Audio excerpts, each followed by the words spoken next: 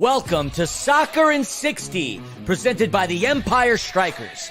Get ready for your weekly look at all the pro soccer teams in Greater Los Angeles. We've got all the news and analysis you need, from LAFC and the LA Galaxy to the Empire Strykers, Angel City FC, and Orange County Soccer Club. Now, buckle up and enjoy Soccer in 60.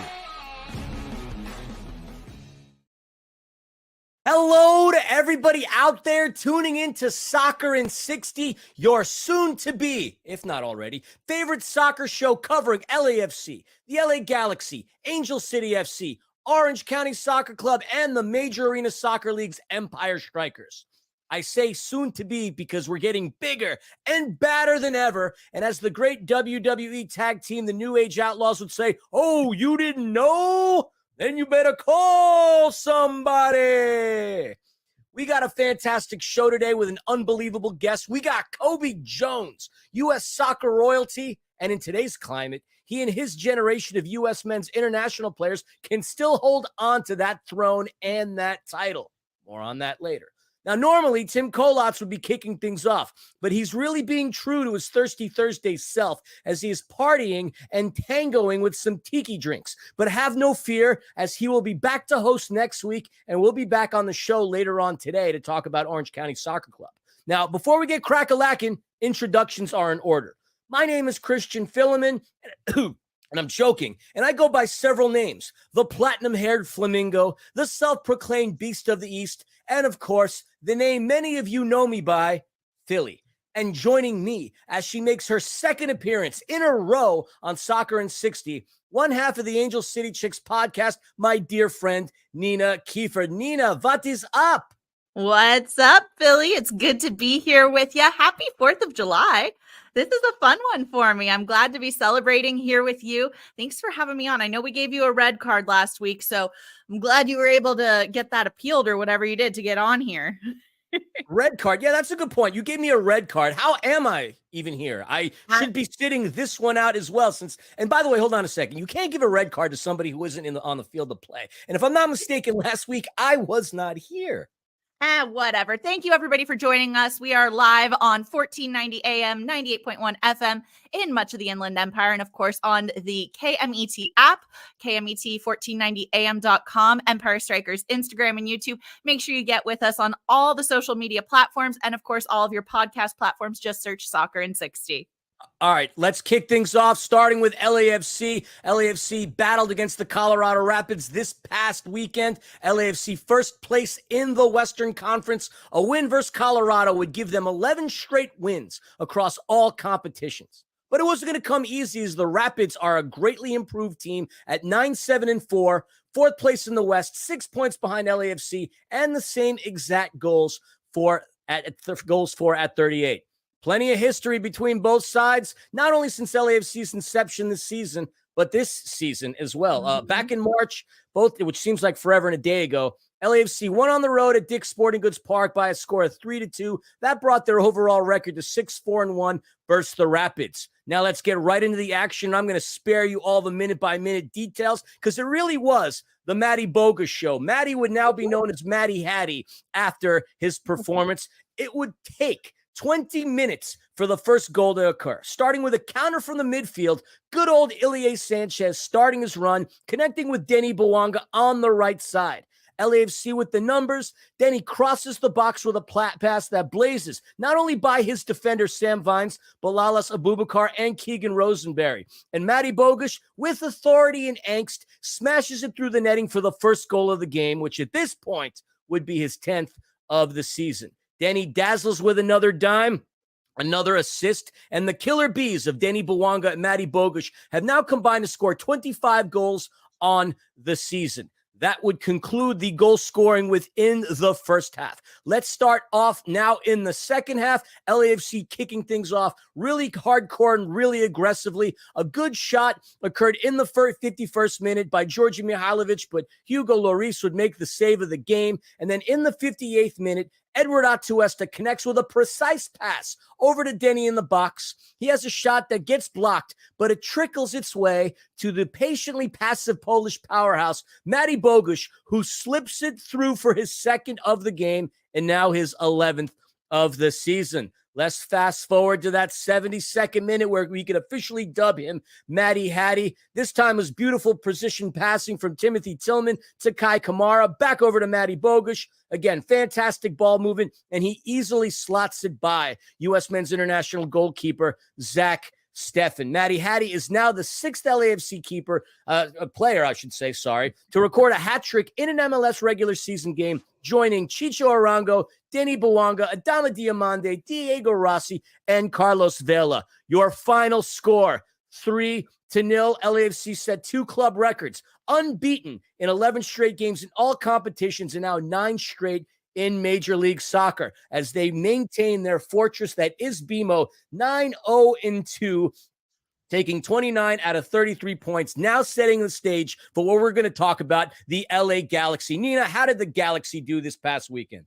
Oh my goodness. And yes, it was quite the event over at LAFC, but down the road, or up the coast, I should say, LA Galaxy took on a different rival, the San Jose Earthquakes, in the 101st edition of the Cali Clasico. In the third meeting between the two teams during this 2024 campaign, the LA Galaxy actually won their 4th match in a row with that 3-0 shutout victory over the San Jose Earthquakes before 40,844 fans at Stanford Stadium. Now, that is only about half of the fans that we're expecting to see in the Rose Bowl game that we'll talk about shortly. But man, it was a quite exciting game. J-Mac Daddy John McCarthy made 6 saves and posted his 3rd consecutive shutout in the win over San Jose.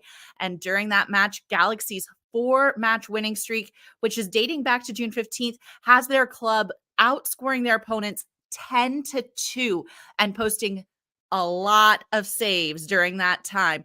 This is the first time Galaxy have recorded 3 consecutive shutouts in league play since doing it during 2016, which is before LAFC even existed. So let's get into this game. The 9th minute is where it all starts up. So we see how quick this transition can go. Paintsel gets his shot saved by San Jose keeper William Yarbrough, but Galaxy was hot in setting that tone in the 32nd minute. San Jose blows an opportunity as Jeremy Ebobisse hits his shot way off target. Seconds later, another great attempt, but this time saved by the former MLS MVP and, of course, John McCarthy. All right, let's get into the 37th minute, the goal-scoring moments. On the counter-attacking play in the 37th, Gabriel Peck drove the ball down the right flank and delivered a pass just inside the penalty area over to Paintsel, who took a touch around the onrushing goalkeeper and finished from close range. We go into the half 1-0, but that's not how it's going to end up. Let's get into that 73rd minute after Ricky Puig avoided a San Jose defender and drilled his shot from just outside the 18-yard box over the crossbar. It would be Joveljic who heads in the rebound from inside the 6-yard box. Galaxy are up 2-0. And then in the 91st minute, we are well past the 90th minute. Working down the right flank, Galaxy delivered a low cross into the middle of the penalty area that Cuevas redirected past San Jose's goalkeeper, making it 3-0 and declaring a decisive victory over their NorCal rivals. LA Galaxy finishing the match 3-0. LAFC finishing their match 3-0. This sets the tone. We are there. We are at the next rivalry match. Let's get into it, Philly. Absolutely. But before we talk about the preview of the July 4th game at the Rose Bowl, we happen to talk to a LA Galaxy legend, in that of Cobi Jones, the only player to have his number retired, the number 13. We're going to have a quick conversation with him before we get into the preview. Let's go to the videotape, as the George Michael Sports Machine used to say back in the day. Our guest today is not only a legend, but royalty when it comes to the beautiful game. Starting at the age of 5, playing AYSO, his path led him to Westwood, California, where in 1990 he would go on to win a national title with the UCLA Bruins. In 92, earned the highest honor a footballer can get, a spot on the national team, where he would feature for the next 12 years, competing in the 94, 98, and 2002 World Cup. This tenure enabled our guest to become the most capped player in U.S. men's national team history with 164 apps, scoring 15 goals. After a short spell abroad playing in England for Coventry City and Brazilian club side Vasco da Gama, our guest went on to have another legendary portion of his career in Major League Soccer, playing for the LA Galaxy, where he was an MLS All-Star 5 times, winning the CONCACAF Champions Cup, 2 MLS Cups, 2 Supporters Shields, and 2 US Open Cups. No one will ever wear the number 13 again for the Galaxy because that number is retired. And it is fitting because our guest holds the Galaxy record for most appearances at 306 and is third on the all-time scoring list with 70. And after that sensational playing career ended, our guest came on as a world-class analyst and is now part of the ownership group at Angel City. Folks, royalty is in the house. We give you the great Cobi Jones. Cobi, welcome to Soccer in 60. Well, thank you for having me. It's a pleasure. It's a pleasure. It truly is. Apologies for the long-winded introduction, but I had to highlight some of those amazing achievements you had. I think I gave myself goosebumps talking about all that you've done. It is a lot. It has been an experience. And, you know, I actually enjoy it because I got to say, like, you know, my kids love hearing all that type of stuff too. So they'll enjoy hearing it because they don't believe it. Hilarious. Big news right here, right now, pertains to the 4th of July match at the Rose Bowl between the LA Galaxy and LAFC. And with that in mind, let's get right into it. Yeah, Cobi, despite some past struggles, the Galaxy always resisted the urge to make a coaching change, sticking with Greg Vanney, who's now in his 4th straight season with the club. This year, the Galaxy seems to finally be reconnecting to its glory days, having managed a remarkable turnaround from a disappointing 2023 and sitting very near the top of the Western Conference. What factors do you attribute to this massive improvement? Well, I think when you look at the Galaxy and everything that they've done, you know, over these past few years under the tenure of Greg Vanney, you know, there was a little bit of an uptick when he first came in, and then obviously some struggles right after that. I think some of the things that have definitely helped is the addition of more in the front office. You know, when you talk about Will Kuntz coming in and some of the decisions and changes that he's made, and look, talent. You know, talent does a whole lot. You know, so Greg has a whole lot more to work with now in comparison to what he had before. So that has definitely helped change things. You know, I'm a former player, so I'm always about the players. You know, I used to argue back in the day, it doesn't matter about the coach. You know, so I still have that little bit in me. You know, of that. But you bring Gabriel Peck into his side, you bring Ricky Puig into his side, you bring Joseph Panciol into his side. You're gonna win games. You know, so that definitely is a significant factor. And then I think, you know, talking about Greg and how he is able to manage players. That's what I think at this level, it really is all about with coaches. You're not teaching someone, oh, can you pass from here to there? They can't do that. They shouldn't be there. It's all about, can you manage the personalities, you know, the ups and downs of players and managing a group as they try to work together to win something. Absolutely. For those who don't know, Will Kuntz used to work with LAFC directly under John Thorrington. He is now a member of the LA Galaxy. And he's done tremendous. Don't mention that too much. Well, I kind of have to because, Cobi, we're coming up on the 23rd installment of El Tráfico, July 4th, the Rose Bowl. With how good LAFC and LA Galaxy have been, this could go down as the most competitive game in the rivalry's history. How do you personally feel this particular matchup is going to go? Look, I think it's gonna get notoriety because it is like, I mean, the standings are changing so much. I'm not sure where it is right now, but I think it's 1-2 in the Western Conference. You know, yep, so correct. It's going to get notoriety, you know, amongst the soccer world and the league. Everyone's going to be paying attention to that. But if you look at El Tráfico or the King of LA, whatever you want to call it. Every time these two teams meet, no matter where they are in the standings, something amazing happens. You know, it's always a glorious game and unexpected, you know, moments. So I'm expecting the unexpected once again. You know, when we talk about the South Tráfico, and of course, it's fantastic going back, you know, to the Rose Bowl on 4th of July. That just, you know, brings back some of those memories, you know, of my playing days. You know, with the fireworks show that's going to be happening and everything. Mm-hmm. Yeah, absolutely. So switching a little bit over to Angel City and your role as an owner, as a player, you definitely paved the way for generations of men to dream and play in the U.S. And as an owner, now you're bringing in that new generation for female athletes. Talk to us about the impact that Angel City has had on the league and the women's game in general. Oh, I think once again, you can't put this into words about the impact that it's had. I think we'll see and notice more of it 15 years from now. It's so important that you have Angel City coming into the league. And of course, this is my personal opinion. There'll be others that will be looking at it differently. But I think Angel City changed the whole narrative of the NWSL. I think it's helped continue the narrative of what we saw from the Women's World Cup, where we started seeing just a whole nother level of the game. I think the addition of Angel City into the NWSL has taken it to another level, where all of a sudden it's not just like, oh, it's women's soccer. Okay, well, let's see how they do. Yeah, we'll support it a little bit. Now it's like, this is a professional sport. There is excitement at the games. The fans are enjoying it to a whole nother level. It's not just for women. It is for everybody to actually go out and enjoy the sport, enjoy the environment.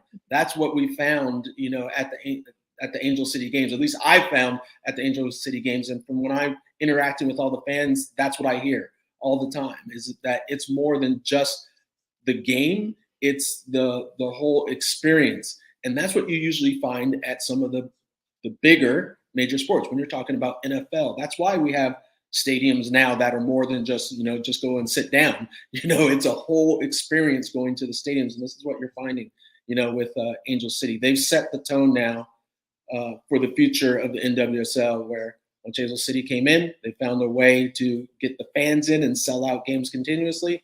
Well, then all of a sudden, the smart people in the room, they're just like, wait a second, you can do this, you can make money. And now Angel City's kind of the model, and now you're seeing it pop up all over the league. And now you're starting to see owners want to get involved, new ownership groups continuously wanting to get into the NWSL.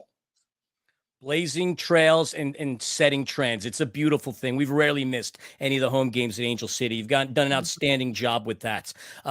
Flip-flopping a little bit. I know we only have you for so long. We touched upon MLS. Oh, I'm sorry. What was that, Cobi? Yeah, I just wanted to say, did you see the news that's come out today? Yes. I didn't know if we were allowed to talk about it. I'm surprised no one mentioned it. Well, so can you is this official? Are we? I don't know. I can't say anything, but I'm just saying I'm with everybody else with the news. The possible sale of Angel City. Yeah, but mean, we're gonna break San Diego's record for sure. If Angel City sells, it's gonna go for top dollar. And I think that's what's important. Look, the sale or not, yes, there's things that are happening there, but what I think is very interesting is the valuation the numbers that are being thrown around is beyond what I think anybody expected. When you're talking about $250 million for Angel City, $300 million for Angel City. Now, I mean, those are real numbers, folks. Those are some real numbers. Seriously, eye-popping numbers. Yeah, we didn't bring it up because we didn't know if we could. I didn't want to put you on the spot. It's all over Instagram right now. Fair enough. If it's on Instagram, it's live, legit, and for real. Yeah, overshadowing the news about picking the stadium for the championship game a little bit. But hey, Angel City likes to pick our news whenever. Cobi, while we have you on, we'd be remiss not to ask your thoughts on the U.S. failing to make it out of the Copa America group stage. What did you see from the team, and what do you think it means for the route going forward as the U.S. now moves closer and closer to the 2026 World Cup? No, it's disappointment, of course. Not getting out, getting grouped basically when you're the host. That's never good. That the goal is always to at least get out of the group. So yeah, but it all stemmed from the Panama game. That's where it really went south. And look, I talked about it before the game. I talked about it with JP. I talked about it with various people. Everyone always thinks, oh, okay, look at this group: Bolivia, Panama, Uruguay. Okay, Uruguay's going to be tough, but the other two, no problems. I was like, you can go back years and years. Even when I was playing playing against Panama has always been notoriously difficult for the United States. It's one of those things that, like, okay, Panama, you don't think of it as a powerhouse, and they haven't proven themselves to be a powerhouse, even within CONCACAF. But it's one of those things where the matchup is difficult for some unknown reason. I'm still trying to figure out why, but it's always a difficult game against Panama. And I mentioned it to people, and people were kind of like, oh, okay, whatever. Now I think they believe me. The players in Panama, I think, figured out, look, we may not be the most skillful team, but we know how to play within CONCACAF. We know how to get under your skin. And they did exactly to that, to not just Weah, but to a variety of different players where they shocked us. And I think it's, in turn, the result has shocked everybody. And of course, it's a disappointment. Yeah, talking about like disappointments and shock, there's a lot of controversy in the last game with the refereeing and, the idea of how much of an impact these referees can have on a game, and the US needing to tune out the refereeing and try to succeed in spite of it. So do you think that that's kind of easier said than done, or what are your thoughts on the refereing, especially in that game against Uruguay? Well, I think that in the game against Uruguay, the refereeing was atrocious, just especially if you just go off of that one play. And if someone's on the other side saying, well, that was just one play, well, that's significant. That's a significant moment. You cannot make a mistake like that where you blow a whistle for a yellow card, you start gesturing towards and pulling out a yellow card. So what are players told to do when a referee is talking to them and pulling out a card? You do not turn and walk away or just ignore it, or you get in trouble. So the player moves over, everyone stops, and then he just allows it to play on. And then he throws his hands out like, yeah, play on. That made no sense. I am interested to see what happens, if anything, with the referee, if he gets another game, or not. I mean, it's one of those things that we have to wait for. But yeah, the refereeing, definitely suspect, definitely an issue. And I would hope CONCACAF doesn't defend it. I think one of those things is you just have to say, yes, mistakes were made. We're going to continue to do better. That's probably the best response, within that match. Yeah, the refereeing was atrocious. I heard he snubbed Christian at the very end with a handshake. I heard some rumor that he got in trouble in Argentina for accepting Boca Juniors gear in the referee's locker room. Whether that's true or not, I don't know, but more will unfold from that. Cobi, one last question, if we may, going back to El Tráfico. I'm going to put you on the spot. Yeah. Which player do you believe will have the biggest impact, and what's your score prediction? Oh, for me, for each team, or just in general? Yeah, sure. For each team, you got the killer P's on the Galaxy and the killer B's on LAFC. Yeah, I think I'll start off with LAFC, and my picks are going to be very obvious. I think it's going to be Boanga, for LAFC, just because I don't know what's going on with these teams, but they can't seem to stop him. Or somehow, some way, he finds a way to score goals, and not just against the Galaxy, but against every team within the league. It's like, you got to start doing your research, folks. Figure out a way to slow the man down. I think he's a fantastic forward. I think he's a perfect forward for MLS, where he has speed, strength, scores goals. He's not like a big number 9 where he just sits and posts up. He's got a good dynamic, play about him. So he's going to be the threat and the danger for the Galaxy. For the Galaxy, for me, it's Paintsel. I think he's going to be the most impactful player for the Galaxy, just as far as the pace that he brings and his skill set, because it's not just about, okay, you're running and you're fast. The timing of his run, he knows exactly when he needs to go, where he needs to be. And due to that, all of those characteristics, or all of those traits, I should say, teams have to shift their entire defense to focus on him. So you're going to see LAFC send not just one, but probably 2 or 3 guys to kind of even lean his way, whenever the buildup is occurring for the Galaxy. Because if you allow him to get behind you and the ball's in front of him, you're not catching. He's going directly to goal. So you're going to see a little bit of an off shift, I think, in the back line for LAFC. And that, in turn, look, it may not have him scoring goals and stuff, but what you asked for was impactful. I think he's going to shift that defense. So even if he doesn't get it, it will open up the game for other players, for the Galaxy to come through it. And finally, the score prediction. Score prediction at Rose Bowl. I think it's going to be an exciting one. I'm saying like a 3-2 Galaxy. Ooh, you heard it right here, folks, from the legendary former Galaxy player and the most capped player in U.S. men's national team history, Cobi Jones. It's been an honor. Thank you so much for taking the time to hang out with Nina and I on Soccer in 60. Thanks for having me. Appreciate it. Have a great day. You too. Happy 4th. Happy 4th.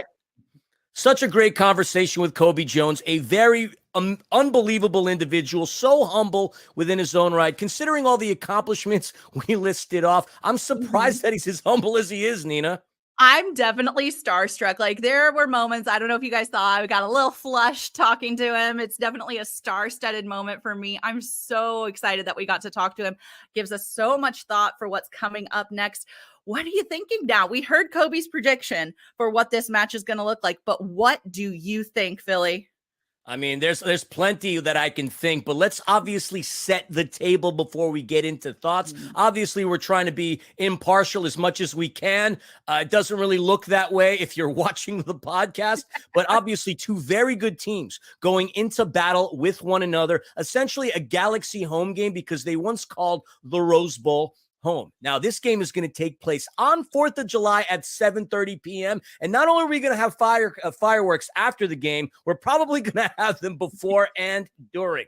23rd meaning all time, Nina. The LA Galaxy have won 9 of those games. Both teams have drawn 5. LAFC have won 8. They've got a really good chance to even the series out. What happened in the last encounter that took place back in March? Oh my goodness. In the last encounter, LAFC ends up with 2 goals, beating LA Galaxy to their 1. But let's talk about that. That's actually quite low scoring. There's an average of over 4 goals per game when these two teams meet. 4.27 expected goals in this meeting. So, oh my, there's never been few. I'm expecting fireworks, like you said. The last matchup had them dueling it out for sure. This game is being compared all the time to a final. You never know. It doesn't matter where these teams are at on the table. They're going to go head to head, and it's always an even matchup in time. So who are we watching? Timmy Tillman and Denny Bouanga both scored for LAFC last time. What are you thinking? How are they going to do in this game?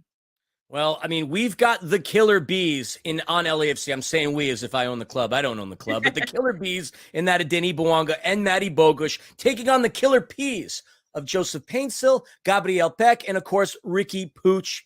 I agree with you in the sense that this is going to be a high-scoring game. If you look at the stats from the last game, there were no goals scored after the first 45 minutes, which is nuts. But both teams have improved tremendously since then. On top of the table in the Western Conference, which has never happened before. LAFC sitting on top, having played one less game, by the way, than the LA Galaxy, with a record of 12-4-4. The Galaxy have played that one more, as I alluded to, with a record of 11-7-3. Both teams have 41 goals for, which is nuts, and 40 points. Galaxy come in ranked 3rd in goals scored per match, which is crazy, unbeaten in 9 previous home games, but, can we really consider this a home game? No, this is not a home game. This is a way for both teams. It's going to be pretty evenly matched up, I think, in terms of fan support. Yep. LAFC ranked 2nd in goals scored per match at 2.1. And the Black and Gold have won their previous 2 matches against the LA Galaxy, unbeaten in 5 away games, which wasn't the case early in the season. Both teams having a great run of form. The last time the Galaxy lost was in that game on the road against Chicago right before we went to the international break. LAFC has not lost since May 4th. Which is also kind of wild. The team that's set club records for consecutive wins, shutout minutes, so on and so forth. And you, Nina, are the queen of stats. Looking at the team stats, how do these two teams match up? Oh, these two teams definitely looking equal. Both teams, 41 goals. Goal differential, 14 for LA Galaxy, 18 for LAFC, both with 28 assists, and goals against, 27 for LA Galaxy and 23 for LAFC. This is a true 6-point game.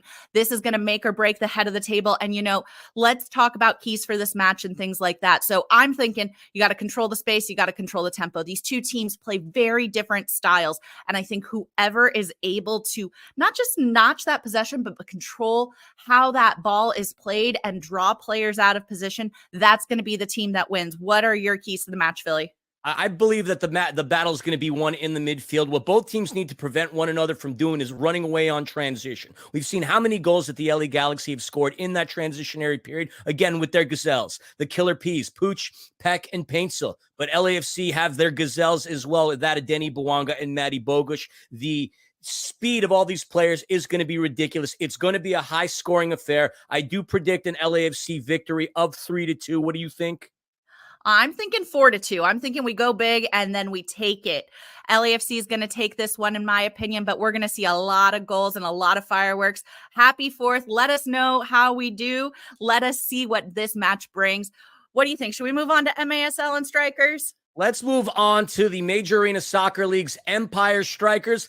Not a whole lot going on in terms of news. However, there was some off-season commentary. The Major Arena Soccer League social media posted that the board of directors is proud to announce the 13 teams that played in this past season will be back in action this year. Sadly, we will not be seeing the Florida Tropics. They took last season off. They're not going to be playing this upcoming season. So all 13 that competed beforehand, in last season, I should say, are going to be back there. But supposedly, MASL is in negotiations with 2 possible expansion groups. I know we've been talking about this a number of times. There was a team supposed to come out in Monterrey, the Tequileros. That obviously got very quiet. Then there was talk about the Las Vegas being a thing. We'll see. I'm very excited to know what is going on there. And the big news that will be happening right down the road from us in Southern California. Nina, talk to us about the MASL Pro Player Combine. Very exciting. Announced that it's going to be down at the soccer stadium October 26th through 29th. I mean, I wish I could play in this, but I'm not quite talented enough. There's a $25 non-refundable fee due at the time of application. And once that player is accepted, they'll receive an invitation and be notified regarding next step. It gives teams a chance to really position themselves within the North American soccer brand and try and collect some really high caliber talent for players that are looking to enter into their professional careers. And I can't wait. We're going to see some domestic, some international players, everyone over the age of 18 looking to compete at the highest level of indoor soccer. But if you're not over 18 yet, if you've got littles at home, Empire Strykers are also hosting summer camps. They've got their youth summer camps running right now, and you can still sign up. The next summer camp is going to start July 8th. And then after that, they've got one July 15th running through the end of July. Make sure you go over to Empire Strykers website. That's Strikers with a Y, and sign up there. And while you're there, go ahead and put down your season ticket deposit for next season. They've got ticket packages starting as low as $500 from the Upper Bowl, which is my personal favorite place to sit and see the match. But you're hanging out closer to me, right? That's absolutely true. But you can also get into the Lower Bowl for $700. This is a hot ticket item. I guarantee you will see a Philly there.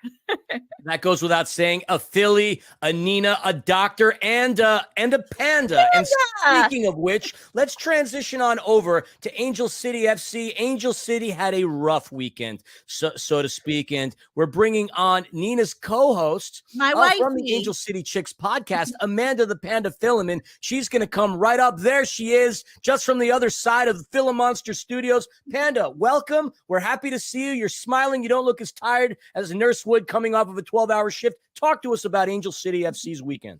Oh, I'm just so happy to be reunited with my boo on this show. I will let you guys decide who I'm actually talking about. You can fight in the chat later. But yeah, Angel City, had a rough one this weekend, unfortunately. They played at home on Sunday, and while they celebrated Pride, the Pride celebrated a 3-0 rout over Angel City. And we knew coming into this match that it was going to be a tall task. The Pride is currently undefeated and tied for first in the league. So let's get into what happened.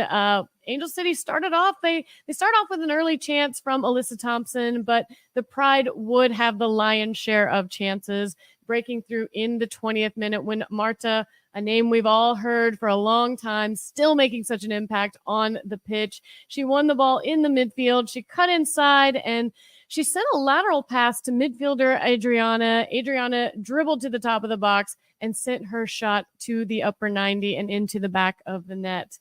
Needless to say, it was, definitely kind of deflated a raucous crowd that showed up for this game. And we were hoping that was going to be, maybe that was it. Maybe our defenders were going to get up there because they had such a tall task at hand, especially Sarah Gordon, because she was going to have none other than Banda that she was going to have to be marking. And well, Orlando's going to double their lead in the 26th minute when Banda fired off low shot. It deflected slightly off of Sarah Gordon's leg, and the ball fell to the far post where Adriana made a run, tapped into the net, wide open on that back post. And this team is going to punish you if you leave them unmarked. And she showed us exactly why. She had 2 goals in her last game, as well as, now 2 goals in this game. Unfortunately, that wouldn't be the end, but ACFC's best look of the game did come in the 63rd minute when defender Merritt Mathias sent a long ball from deep on the right wing into the box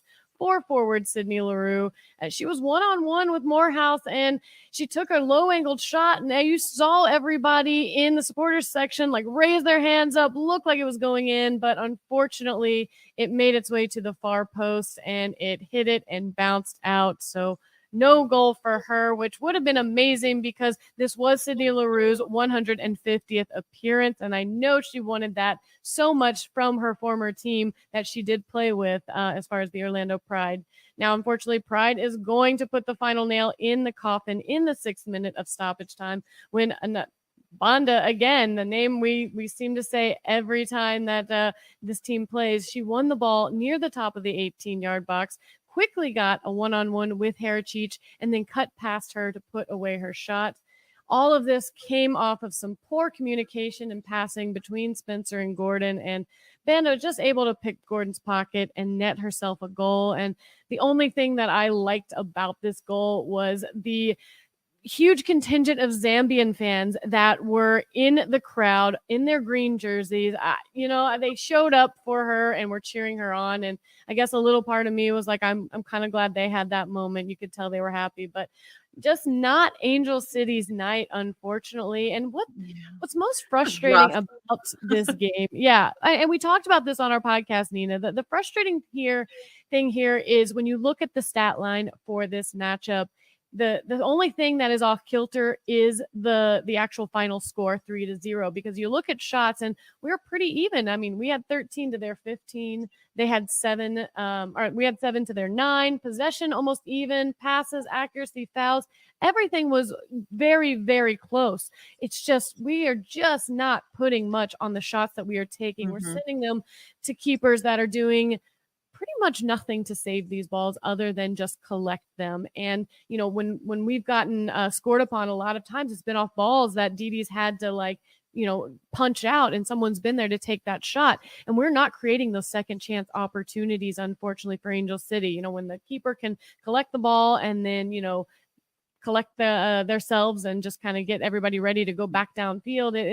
We need to be more creative in our shots. We need to have a little bit, I think what you said, mustard on the shots. They really need to be coming through with something that it feels like, they're really, really, putting themselves out there, because the league standings right now, it's just not looking great for Angel City. We're back down in what we consider the basement. We're sitting in 11th place out of 14 teams, just above Houston Dash, Seattle Reign. But the good thing with this league is every game feels like a playoff game because things can change. One win for you and a couple losses above you completely changes the complexion of the league standings. So yeah, I want to ask you about something that happened in this Angel City game. And we talked to Cobi Jones earlier, and he referenced some poor decision making in Copa America by the referees. Yeah. Talk to us about how Angel City is experiencing that as well, specifically in this match.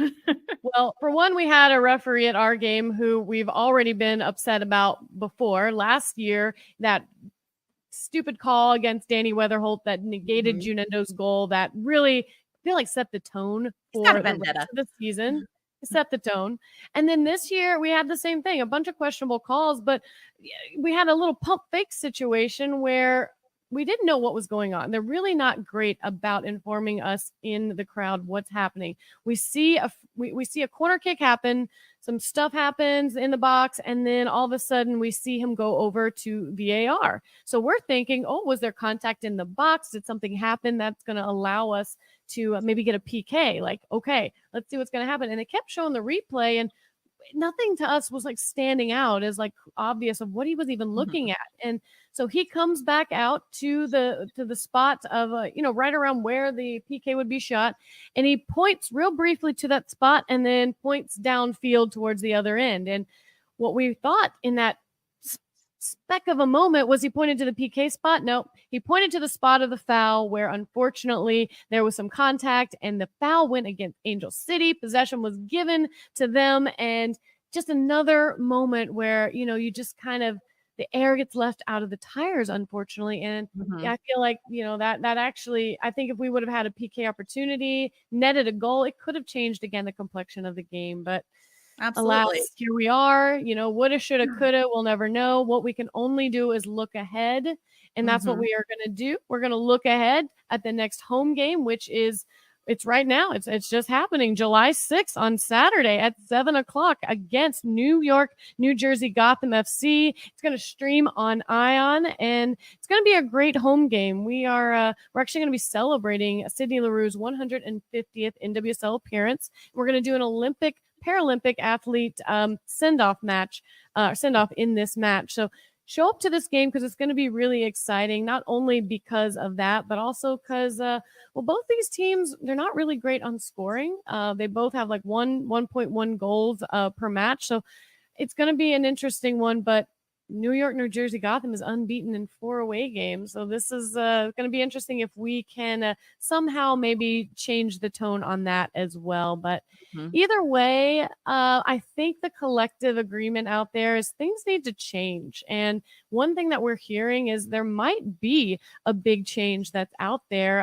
We saw a familiar face in the crowd at the Angel City game, and it was Bob Iger. And if you guys don't know who Bob Iger is, which I assume if you live in California, you a lot. Exactly. Disney CEO Bob Iger, and his wife Willow Bay are actually close to completing a deal for majority ownership of Angel City FC. We knew that they were shopping around early on, and apparently they did reject an offer from Manchester United. They're somebody in their ownership group. So this would leave the team value at $250 million. It's going to be crazy. They will actually have the most stake ownership over Alexis Ohanian now. So it's pretty exciting to see, because hopefully something like this, someone who's invested, in it, money-wise, they're going to want to make changes. They're going to want to see this team level up in some way. And we've talked about, what does this team need to do? Is it the coaching? Is it the players? Is it a mix of both? So, taking a hard look at this and taking their money, and, he's a businessman. He's going to want to make money, and you make money when you win. I'm very curious to see how this could go, but it looks like this is going to come to fruition. So everybody, keep your eyes and ears and your internet fingers peeled for what might be transpiring out there, because absolutely, times are changing. I mean, we've seen coaches fired already this season. We're seeing ownership groups coming in and buying, like a lot of movement in the NWSL, and hey. It's a great time to invest in women's sports, we've always said. So here we go. Quick question for you as we prepare to wrap the segment. And I'm going to ask you both, yes or no, is Becky's seat hot? Yes.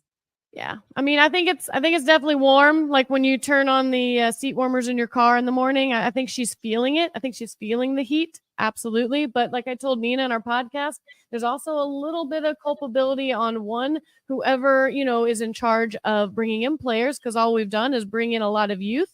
We have not gotten rid, or we haven't replaced some of the big names we lost. And I think that's what we need to do. But it remains to be seen. See you guys on Saturday, hopefully. And I hope everybody had a great 4th of July or is preparing to do so. Yep. Thank you, as always, Amanda the Panda Filliman, for your unbelievable insight. To hear more of her and Nina Kiefer, check out the Angel City Chicks podcast. Thank you. We now transition on over to Orange County. And folks, I got to let you in on a little secret. Come a little closer. We are pre-recording this episode on July the 3rd due to us being at the Rose Bowl for El Tráfico. Now that we've gotten that out of the way, we bring in our host, normally, Tiki Tim Kolotz, who's tangoing with some great drinks. And there, as you can see it, Tim, new manager, new era, same dang story, though. Talk to us about Orange County SC. And by the way, you're looking really good, brother. Thanks, baby. I got my beer drinking scarf on. We got a Tiki. We got Heat Miser working for us today. We are in good shape, baby. Yeah, here's the thing. Banda just mentioned it a minute ago, and it's a trend here in the USL too. Orange County said goodbye to Coach Morten Carlson. They did get transfer fees because he is under contract, and he did go back. He went back home. He went back to Denmark. So he is now going to be with Lyngby Bold Club, and he's taken over immediately. So in his place comes Paul Hardiman. And Paul Hardiman has actually been with the team since 2021, when Orange County actually won their last championship. So he's a known quantity. And the reality is it's the same thing. Talk about being on a hot seat, right? Coach Carlson ended last season just in a ridiculous spot. They won a bunch of games. They lose only to Phoenix Rising in the conference championship.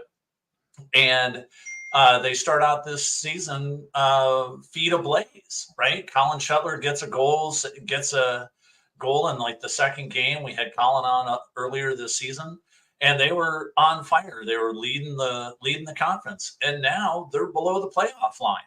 And they're playing New Mexico right now, and it's creeping towards halftime, and they're 0-0, right? So when you look at this, the team has been ravaged by injuries, and that's one of the problems. Thomas Among has missed time. Cameron Dunbar has missed time. And, they won 2 weeks ago at the Indy 11, but at what cost? Because Brian Olowski tore his ACL, and he is not going to be back anytime soon. And he's the linchpin to that entire team.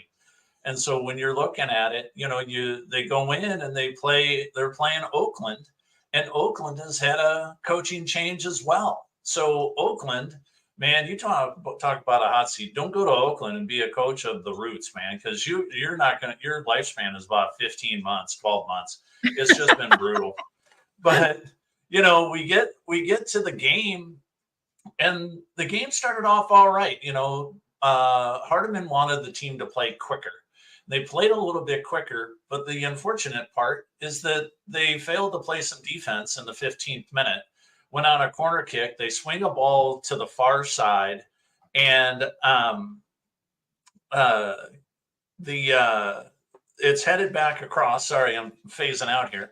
It's headed back across, and 7 Orange County players are surrounding Camden Riley, but nobody's within 2 yards of him. The ball comes right to his feet, and he taps in, and it's 1-0, 15 minutes in.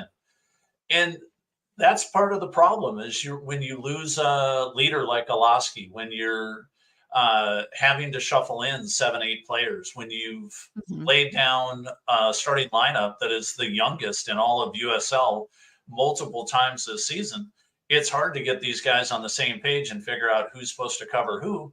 But on a set piece, that shouldn't happen. It's just kind of tragedy, that these guys are not playing a little bit more defense. The other thing that they're not doing is they're not getting balls on frame. Ethan Zubak has been really, really strong for the team. He's been on the show a few weeks ago, and he's played just great, former MLSer, and he's trying to make it back to the league. And he's playing really, really strong soccer. But even he can't do it when you've got 3, 4, 5 guys recovering from injury, right? Dunbar and all these other guys. And it's been really hard. So Paul Hardeman has got a very, very hard job ahead of him over the rest of the season. Here's hoping that he can turn around, get a few results.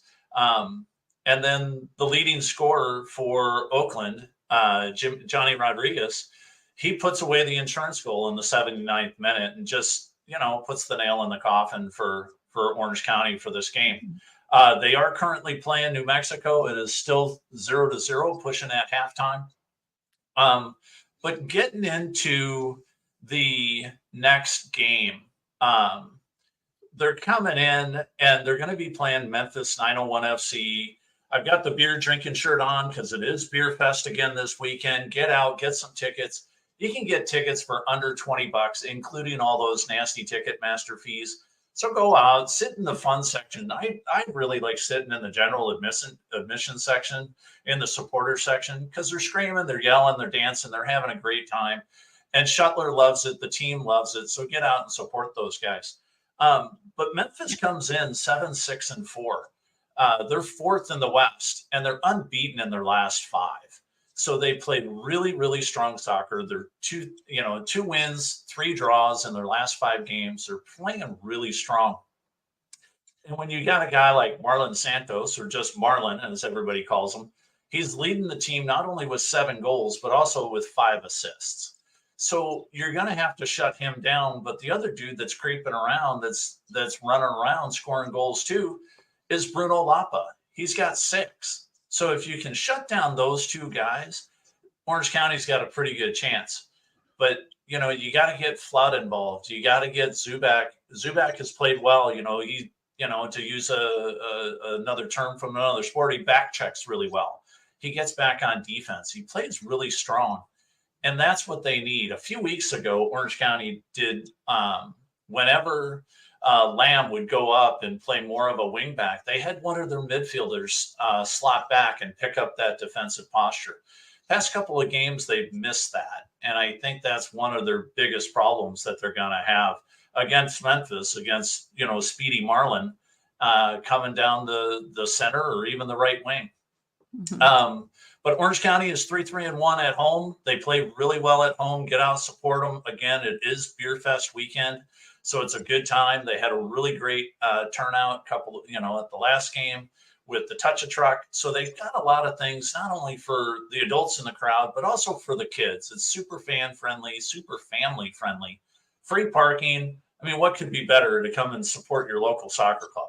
Absolutely, Tim. Those all sound like all of my favorite things. Love the scarf. Love this entirely. When we talk about teams that have been having problems with injuries and, struggling to find that chemistry, it always comes back to needing to have those classic formations. You go back to, your 4-4-2s and things like that. So what do you think, Tim? Score prediction for the next game? You know what? This is going to be a tough one. I'm looking for a 1-1 draw. We just need a result, really. Orange County just needs a result. And if they can get a 1-1 draw, get Zubak on the board, or get Thomas Among. He came on and played 30 really strong minutes against the Roots. If he can get his form back and we can get Dunbar to start playing, getting him back to form and playing a full 90, I think they can do some stuff. But I'm looking for a 1-1 draw this weekend. Awesome. Thank you so much, Tim. And Tim will be back as your regular host. I will be off. Tim will be here. He'll be back next week for sure. Thank you so much, Tim. Yeah, Tiki Thanks. Tim, you're wearing your beer drinking scarf and you're drinking from your tiki glass. You know what they say, liquor before beer, never fear. Full speed ahead. Box 3 with my hair on fire. Love it, guys. I love it. All right. Tim will be back next week, folks. Thanks a lot. Tim, always great seeing you, my man. Have a good weekend. Let's transition on over to our next segment, which is our miscellaneous. Yeah, tomorrow's 4th of July. We're going to be celebrating the United States' Independence Day, but not much to celebrate in terms of the United States' national team as they crashed out of the group stages at Copa America. We talked about that with Cobi Jones, but we never really got to speak about it ourselves. An ineptitude, a failure of immense proportions. The win against Bolivia was okay. The game against Panama was a disaster. And even if they managed to score one against Uruguay, based on how Panama performed against Bolivia, the U.S. really put themselves in a hole. They've got 2 years before the World Cup, no real competitions or tournaments coming through, a bunch of friendlies that aren't going to test them in the likes of Uruguay and Brazil. I don't know. What are your thoughts on this U.S. men's national team? I mean, just an absolute failure right there. You can blame poor refereeing all you want. I do think that has its time and place, but the fact is we didn't score. It's just unfortunate. And I think, honestly, my biggest opinion is this goes back to fundamentals.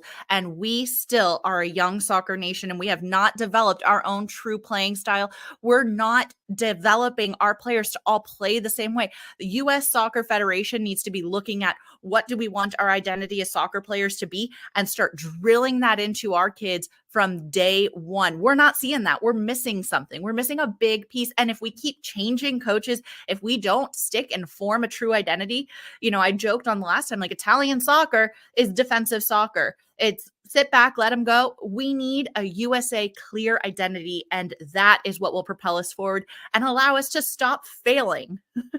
Yeah, you're right. They keep talking about the golden generation. No doubt among the most talented, but you get the teams from the 94, 98, 02. Some of these teams that really got together, the Cobi Jones era up until 02. There were some phenomenal U.S. teams, even not that long ago. To see the ineptitude and for them to crash out is rough. And obviously, we hosted Copa America. That was a terrible result. We can't have the same thing in the World Cup because that really is going to be important. We see how soccer absolutely exploded in the United States after the 94 World Cup. And a lot of that had to deal with the fact that the USA was competitive, got themselves out of the group stages. Now, one thing I've noticed, and I can't take credit for the idea, I was watching our good friends on Morning Footy on Paramount Plus. They were talking about how toxic United States men's national team social media is. But the interesting thing is there's a unification in the sense that we could all agree, hashtag Berhalter out. Ooh, I'm definitely on board with that. It's sad because I hate firing people from their jobs, but the reality is we've tried this. We've tried this so many times. Let's move on. U.S. soccer really needs to sit down and take a hard look at what we're going to do to move forward, because even now on the women's side, there's a lot of transition happening there. There's a lot of young players. Alex Morgan doesn't get called up for the first time. There are big things and big changes happening, and there's no transparency. I want to Ted Lasso it, like, let us all watch practice or something, because we need to understand more about Roy Kent. We want to understand what's going on behind the scenes. And, it's just unfortunate that right now there is no transparency, and we are seeing a big evolution in soccer on both sides, men's and women's, where the veterans have retired and moved on, and we have no identity. No identity whatsoever. But you know what? There's a certain manager that left a big club called Liverpool that might be available. I like the idea of go big. Why not? You bring in a guy of the likes of Jurgen Klopp. And of course, it is a pipe dream, but from my mouth to the soccer god's ears, who knows if that could happen? That's an instant bit of respectability right there, an identity, a manager who's been successful everywhere he has gone. I think we need to outsource and not look. There's plenty of qualified individuals. Well, Steve Cherundolo to be exact, but U.S. needs to. I mean, the U.S. isn't even looking in their own lights. They have Jesse Marsh, and Jesse Marsh is in Canada right now out of the group stages. Shame on you, U.S. soccer, for not bringing in Jesse Marsh. But at this point, if you're really going to do this right the ship in the correct way, outsource, bring in Jurgen Klopp, and that's my thought. And with that being the case, that wraps up Soccer in 60. Nina, tell everybody where they can follow us, like us, all that stuff.